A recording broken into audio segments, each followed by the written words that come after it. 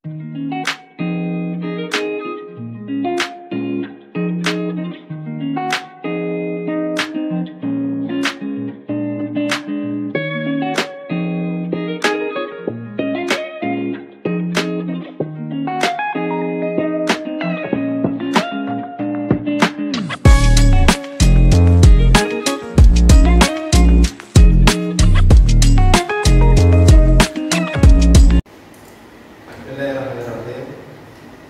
lanjutkan mata kuliah evaluasi pembelajaran pendidikan agama Islam. Pada perkuliahan sebelumnya kita sudah menyampaikan, sudah mengkaji mendalami evaluasi untuk ranah kognitif. Jadi guru mencoba menilai hasil belajar peserta didik dari aspek kecerdasannya, intelektualnya, pemahamannya, sampai pada tingkat analisis sintesisnya. Itu semuanya masuk kategori penilaian aspek kognitif, ya. Jadi penilaian kognitif itu pada umumnya menggunakan alat ukur yang namanya tes, ya. Jadi guru seringkali menggunakan, apakah ujiannya itu bentuknya formatif atau bentuknya sumatif, seringkali bentuk tes, ya. Bentuk evaluasinya adalah tes. Tes itu adalah pertanyaan yang kemudian disiapkan jawaban dan bernilai benar atau salah. Nanti kita akan bisa membedakan antara tes sama non tes. Nah, sekarang kita akan fokus untuk mempelajari alat ukur untuk menilai keberhasilan peserta didik ranah afeksi. Ranah afeksi itu, ya, kemarin sudah saya jelaskan, meliputi sikap, meliputi minat. Minatnya tinggi nggak dalam mengikuti kuliah? Minat tinggi, indikatornya apa? Salah satu indikator minat tinggi misalnya hadir di kuliah, hadir kuliah tepat waktu. Nah, itu berarti minat belajarnya tinggi. Kalau kemudian hadir kuliah terlambat, itu minat belajarnya rendah. Nah, itu contoh indikator minat. Jadi minat belajar itu salah satu bagian dari ranah afeksi, ya. Jadi minat, sikap.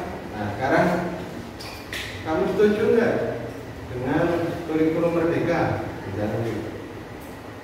Jadi sikap kamu, pandangan kamu, pendapat kamu tentang implementasi kurikulum merdeka itu kamu setuju nggak? Nah, kurikulum merdeka, misalnya, ya, indikator setuju terhadap implementasi kurikulum merdeka, misalnya, sangat mendukung atau sangat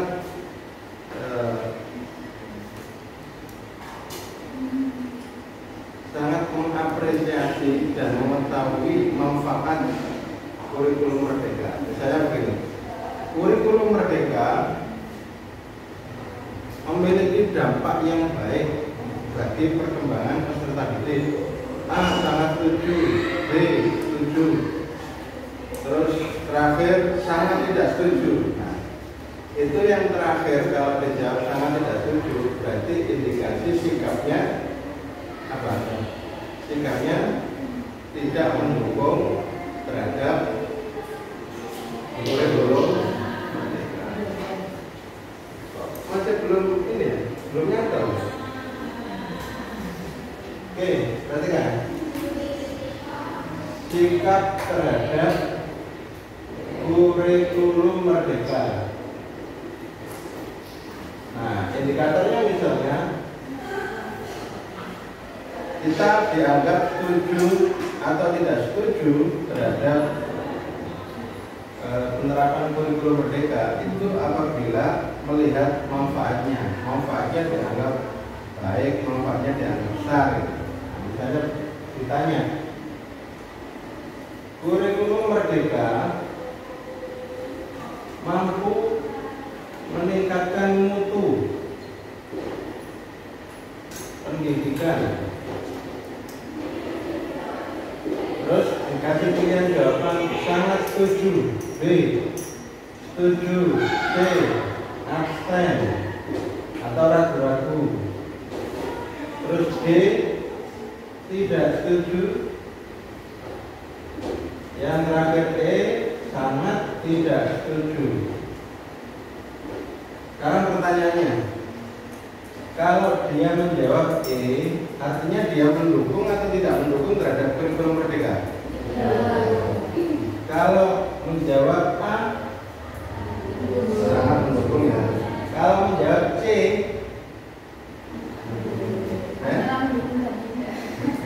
ya dia berarti sedang galau. Ini mau mendukung kurikulum merdeka tapi kok berat banget misalnya. Bapak katanya kurikulum merdeka itu justru meringankan kerja guru. Ya, memang ada anggapan demikian sih. Ada penjelasan bahwasanya kurikulum merdeka itu nanti RPP-nya perangkatnya itu hanya 1 lembar. Jadi yang dulu berlembar-lembar itu kemudian diringkas sedemikian rupa sehingga cukup hanya 1 lembar, sehingga tidak membutuhkan persiapan yang begitu cukup menyita waktu. Guru, dosen seringkali waktunya itu habis di luar pengajaran. Kamu tahu nggak? Menilai hasil kerja kamu, apakah tugas atau UTS itu butuh waktu berapa lama? Itu kalau dosen sungguhan, guru sungguhan itu dinilai beneran. Nah, sebagian guru kita, dosen kita itu nggak sungguhan, jadi nggak dilihat itu dengan penting. Kita ngumpulkan nggak gitu. Nah, karena itu mestinya guru, dosen jangan banyak dibebani dengan pekerjaan administratif. Nah, itu yang sekarang menjadi konsen banyak orang. Guru jangan disibuki dengan berbagai pekerjaan administrasi. Karena kamu belum pernah jadi guru, sudah berapa?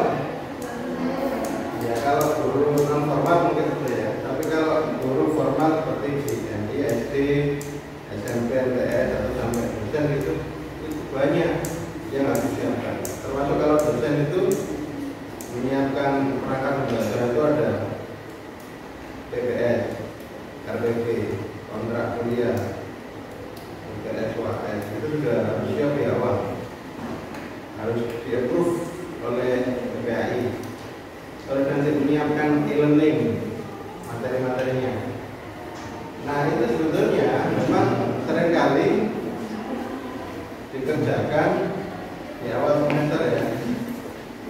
Seringkali dikerjakan di awal semester.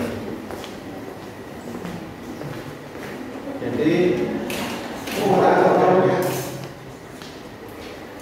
biasanya di awal semester itu cukup sibuk untuk menyiapkan berbagai persiapan pengajaran. Pak, kalau nggak ada persiapan bagaimana? Nah, kalau nggak ada persiapan, nggak ada dokumen yang menunjukkan guru itu mempersiapkan pengajarannya, maka pengajaran yang kita lakukan itu tidak akuntabel. Karena tidak ada orang yang tahu kita ngapain di kelas. Kepala sekolah atau rektor nggak ada ya. Rektor itu nggak tahu saya ini ngajar sungguhan atau nggak di kelas. Kepala sekolah juga nggak tahu itu gurunya ngajar di kelas beneran atau enggak. Kecuali sekolah sekolah-sekolah yang sudah memperlakukan ini kelasnya itu pakai CCTV, dan kelihatan itu ada beberapa sekolah itu ya, ketika gurunya memang protes gitu ya terhadap kebijakan lembaga, kadang-kadang itu curhatnya ke siswanya. Jadi satu jam pelajaran itu untuk curhat tok ya, contoh pelajaran. Nah itu akhirnya kadang-kadang dicurigai. Ini saya lihat ada kasus begitu. Jadi ada guru yang merasa diberikan perlakuan gak adil ya, tapi lembaganya merasa ini sudah adil. Nah terus kemudian melihat sikap siswa itu kok berubah. Ini ada apa? Kok berubah sikapnya? Siswa itu seakan-akan mulai ngomong terhadap peraturan lembaga. Nah ketika dicek, ternyata dicek pengajarannya di CCTV-nya itu akhirnya diketahui guru ini ternyata setelah ada peristiwa ini dia malah justru ngomporin seperti tadi. Nah tapi ini kan yang dilihat hanya aspek perilaku dari guru, bukan aspek pengajarannya. Apakah nanti kemudian semua kelas itu perlu diberi CCTV supaya guru itu betul-betul mengajar dengan baik? Ya mungkin ya juga ya. Ini dipasang CCTV gitu ya, ya bisa diketahui ini yang kelas buka makan itu siapa gitu ya. Nah jadi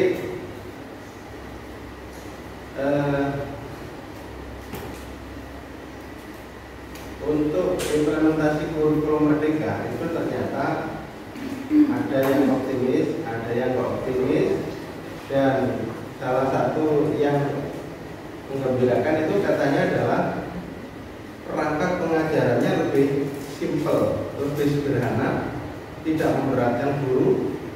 Jadi akhirnya guru-guru harusnya mendukung terhadap implementasi kurikulum merdeka. Tapi kamu sebagai kepala sekolah, sebagai kepala dinas pendidikan, gitu, menteri agama, menteri pendidikan, gitu, mau jadi menteri? Uangnya banyak loh ya. Nah, jadi menteri pendidikan misalnya, itu harus bisa mengukur kira-kira guru-guru di Indonesia itu mendukung nggak implementasi kurikulum merdeka. Jangan-jangan mereka itu terpaksa aja, takut nggak berani. Nah, maka lakukan pengukuran terhadap sikap dari para guru. Nah, sebagai guru, kamu juga perlu melakukan kegiatan pengukuran sikap peserta didik kamu. Apa sih yang kamu lakukan? Nah, coba sekarang, ayo coba perhatikan. Sebagai guru, kamu itu apa sih yang ingin kamu harapkan? Keberhasilan guru itu dinilai dari apa?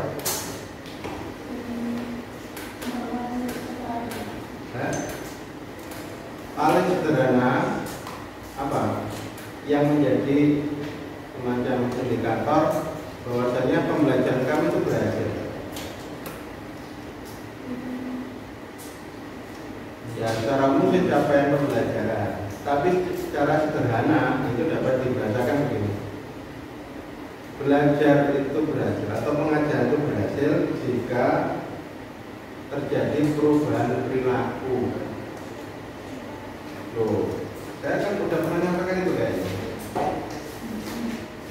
Perubahan perilaku, perilaku yang dimaksud perilaku yang apa? Perilaku tidak selalu yang bentuknya fisik ya. Perilaku yang bisa berbentuk kognitif. Seperti apa? Perubahan perilakunya seperti apa?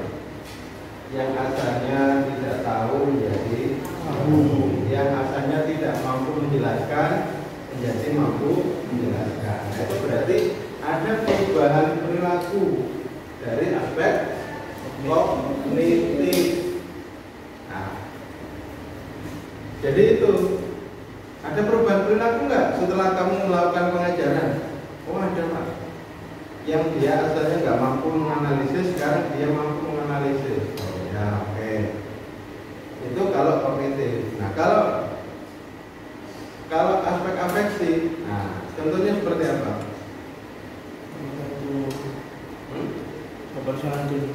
Ya, awalnya kurang tawadhu, kemudian menjadi tawadhu. Jadi sikapnya itu berubah misalnya. Nah, itu adalah contoh bagaimana kemudian sikap peserta didik itu berubah. Awalnya minatnya rendah, terus kemudian berubah minatnya menjadi tinggi. Awalnya minat belajarnya rendah, sekarang minat belajarnya tinggi. Awalnya masuknya terlambat, tapi sekarang sudah tidak pernah terlambat lagi. Nah, tapi kalau sebaliknya, berarti pendidikannya enggak. Dulu awalnya tertib, sekarang kok nggak tertib, oh berarti gagal. Jadi kan kita gagal. Dulu awalnya aktif menyimak, aktif menjelaskan, aktif mendiskusikan. Oh ternyata sekarang malah justru pasif semuanya, justru pada takut semuanya, takut bertanya, takut menjawab. Loh, kok bisa begitu? Nah ini kan kemunduran. Nah kalau kemudian kita mengalami kemunduran, ya harus direm, digas kembali gitu. Ya, kalau nanti bahwasanya ini kemunduran, maka jangan larut dengan kemunduran itu. Nanti jatuh ke jurang, ya rugi kita sendiri. Maka kondisikan kelas kamu itu akan lebih kondusif. Kamu harus menciptakan suasana yang kegiatan pembelajarannya interaktif, aktif, kooperatif, dan tips-tips yang lainnya gitu ya, supaya kemudian manfaat kelas itu menjadi lebih besar.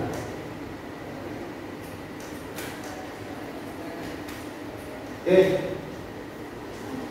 kita lanjut ke instrumen penilaian afektif ya.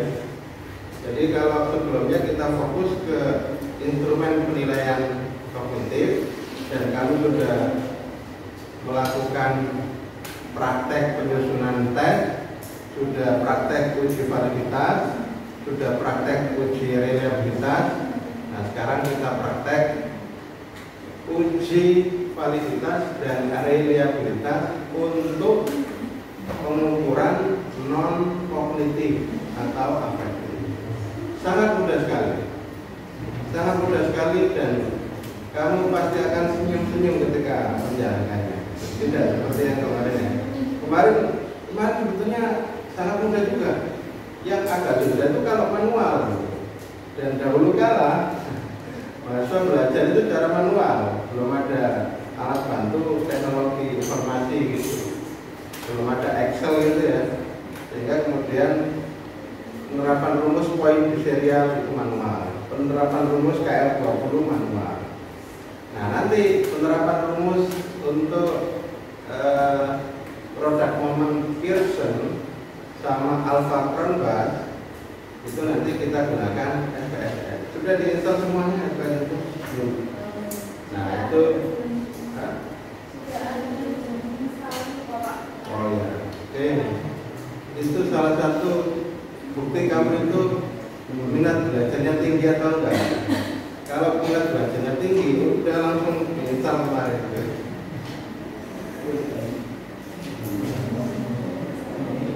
Oke. Untuk mengukur sikap, tadi contoh sikap kriteria, contoh sikap itu banyak. Sekarang kamu ya, contohnya sekarang ini kamu mendukung Israel atau mendukung Palestina. Nah, itu contoh sikap. Nah, kalau kamu misalnya ditanya apakah yang dilakukan Hamas itu benar, tanggal 7 Oktober itu meluncurkan roket-roket menghantam Israel, enggak benar itu kan menyebabkan kematian 1000 orang lebih di Israel. Akhirnya ya Israel membalas. Itu yang mendukung Israel ya akan menjelaskan seperti itu. Yang mendukung Palestina, belum Palestina itu sebetulnya kan ingin membebaskan diri dari cengkraman Israel yang sudah selama puluhan tahun menjajah mereka. Ya wajar melakukan perlawanan. Wong semut aja kalau diinjak akan menggigit kok. Sehingga yang terjadi apa? Ya, dia akan memberikan bantuan terhadap Palestina sebesar-besar. Karena itu hak Palestina untuk memerdekakan diri, tapi sampai hari ini belum terjadi. Dan mesti yang terjadi itu ya, ketika Palestina melawan, kemarin yang mati di Israel kan 1000, itu balasannya lebih banyak lagi. Yang mati di Palestina lebih dari 13.000. Nah, kalau kamu jadi orang Palestina, kira-kira kamu ngapain? Kamu melawan Israel dan syahid mati gitu, atau gimana? Perang. Siap mati ya? Siap. Siap mati. Saya itu punya pandangan begini. Oh, jadi kita itu jangan egois. Ya mati saya itu ya memang manfaatnya untuk diri kita kan baik ya. Tapi bagaimana dengan masyarakat lain yang harusnya kita upayakan untuk juga ikut selamat bangsa? Nah, itu perlu dipikirkan caranya. Bagaimana sih kita itu tidak mengorbankan banyak nyawa, tapi tetap perjuangan itu bisa full. Gimana caranya? Ya nanti kamu pelajari lebih jauh ya. Oke. Sekarang kita contohkan bagaimana cara mengukur sikap. Salah satu aspek dari afeksi ya. Kalau di mana ini? Di materi agama Islam banyak itu. Kamu setuju nggak dengan khilafah? Nah, itu bisa diukur. Peserta didik kamu itu, kamu bisa buat ini instrumen pengukuran yang sering disebut kuesioner atau angket. Kalau yang kemarin kan tes. Ini sekarang kita sering nanti akan bicara itu kuesioner atau angket. Nah, kuesioner atau angket, jawabannya itu tidak benar salah.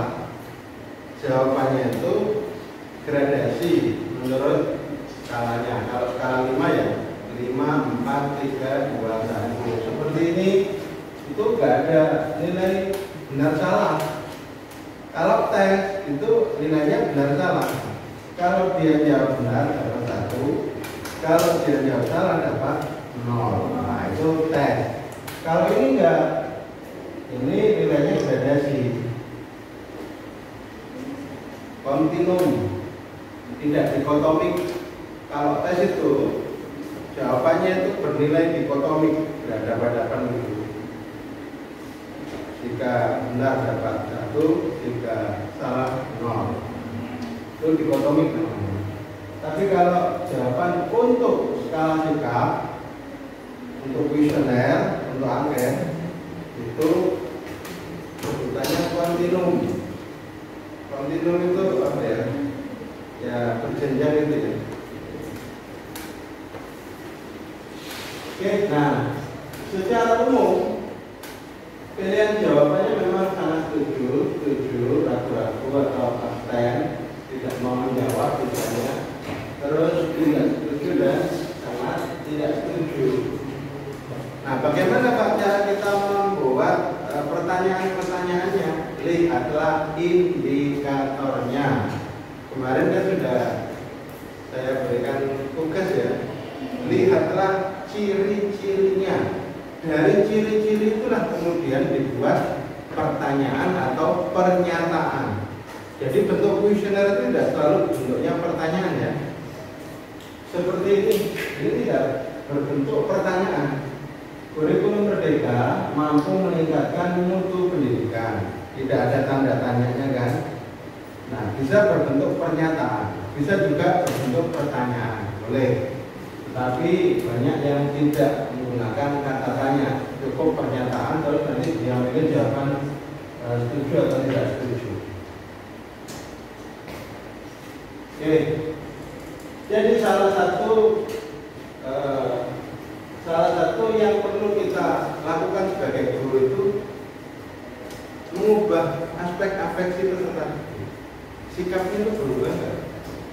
Misalnya kita punya kewajiban untuk mendukung khilafah gitu ya. Maka harus kita pastikan semua siswa ini sikapnya mendukung khilafah. Misalnya begitu. Mendukung khilafah atau NKRI ya. Misalnya begitu. Nanti kemudian kalau diketahui hasilnya, oh ternyata sikapnya kok mendukung khilafah, padahal yang benar nggak begitu. Nah, maka kamu harus melakukan treatment berupa pengajaran kembali atau mungkin nonton video atau apa yang sekiranya nanti bisa mengubah perilaku peserta didik dalam aspek sikapnya itu. Itu ya, paham ya yang saya sampaikan ini. Nah, ketika kita mengukur aspek afeksi, apakah itu sikap, apakah itu minat, apakah itu nilai, apakah itu hal-hal yang lainnya, itu bisa menggunakan ini juga semantik diferensial. Jadi kata-kata yang bertolak belakang, berbenturan atau apa ya, antara kiri dan kanan, hitam putih, terus baik buruk, atas bawah, nah, itu jelas semantik diferensial. Nah, ini dicontohkan. Kalau misalnya mengukur apa ya? Mengukur sikap dari peserta didik terhadap gurunya. Guru agama di sekolah kamu itu baik atau jahat. Nah, itu dikasih rentang penilaian, misalnya kalau nanti dia di sini berapa? Misalnya 7, ini ada berapa? 1, 2, 3, 4, 5, 6, 7 ya. 7. Jadi misalnya antara 7 dan 1. Kalau dia ngasih nilai 7 berarti dia punya pandangan guru agamanya itu jahat banget gitu ya.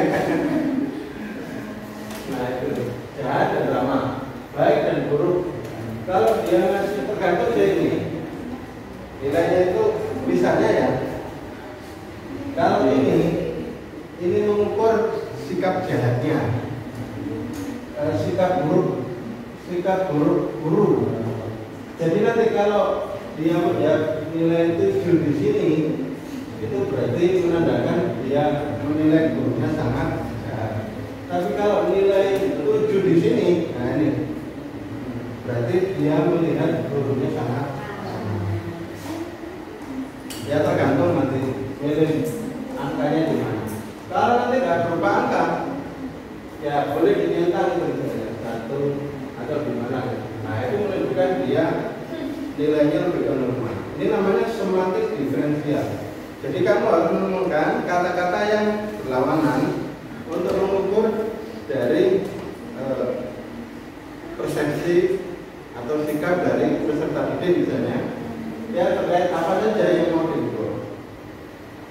Misalnya pembelajaran di kelas kamu itu menyenangkan atau membosankan. Membosankan Pak, kok bisa? Saya sering ngantuk ya Pak. Sering uang kalau diajar Pak Anu ngantuk gitu Pak.